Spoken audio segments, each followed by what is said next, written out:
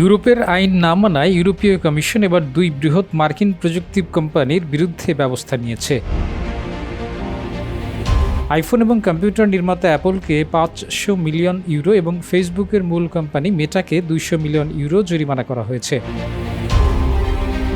জরিমানা করা হয়েছে ইউরোপীয় ইউনিয়নের আইন ডিজিটাল মার্কেট অ্যাক্ট ডিএমএতে। এই আইনটির মাধ্যমে প্রযুক্তি প্রতিষ্ঠানগুলোর মধ্যে বাণিজ্যের সুষ্ঠু প্রতিযোগিতা নিশ্চিত করা হয়।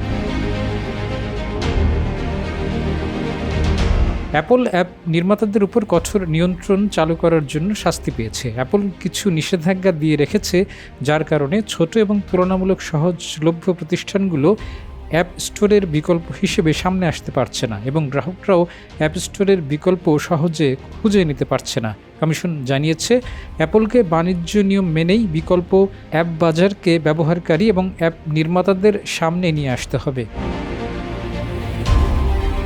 কমিশন থেকে আদেশ দেওয়া হয়েছে, পরবর্তী 60 দিনের মধ্যে এসব নিষেধাজ্ঞা প্রত্যাহার না করা হলে অ্যাপলের বিরুদ্ধে নতুন করে জরিমানা করা হবে।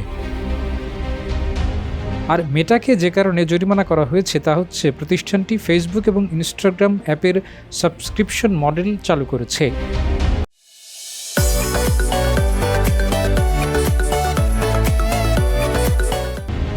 এই নীতিতে দেখা গেছে, ইউরোপীয় ইউনিয়নের ফেসবুক এবং ইনস্টাগ্রামের ব্যবহারকারীদের সামনে মেটা যে অপশন রেখেছে সেখানে বলা হচ্ছে, বিজ্ঞাপন মুক্ত ফেসবুক ব্যবহারের জন্য তাদেরকে প্রতি মাসে ফি দিতে হবে।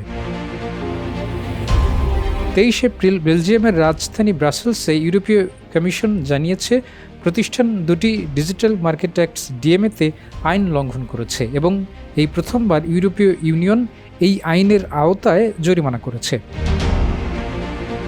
2022 সালে প্রণীত এই আইনে বড় ইন্টারনেট কোম্পানিগুলোকে অন্যান্য প্রতিদ্বন্দ্বী প্ল্যাটফর্মগুলোকে উন্মুক্ত রাখার বাধ্যবাধকতার বিষয়ে বলা হয়েছে। এখন এই আইন লঙ্ঘনের জন্য ব্রাসেলসে 10% পর্যন্ত বার্ষিক আয়ের সমপরিমাণ জরিমানা করার সিদ্ধান্ত হয়েছে। যদিও যে জরিমানা প্রযুক্তি প্রতিষ্ঠানগুলোর কাছে চাওয়া হচ্ছে তা ওই প্রতিষ্ঠানগুলোর মোট মুনাফার 10%-এরও কম।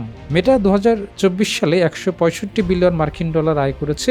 অন্যদিকে অ্যাপল 391 বিলিয়ন মার্কিন ডলারের পণ্য বিক্রি করেছে গত অর্থ বছরে।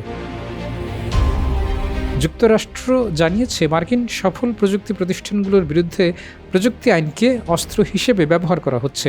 যুক্তরাষ্ট্রের ক্যালিফোর্নিয়া অঙ্গরাজ্যের কুপারটিনোতে অবস্থিত অ্যাপলের সদর দপ্তর ঘোষণা করেছে যে তারা ইইউ এর সিদ্ধান্তের বিরুদ্ধে আপিল করবে। মেটাও ইউরোপীয় ইউনিয়নের এই সিদ্ধান্তের সমালোচনা করেছে।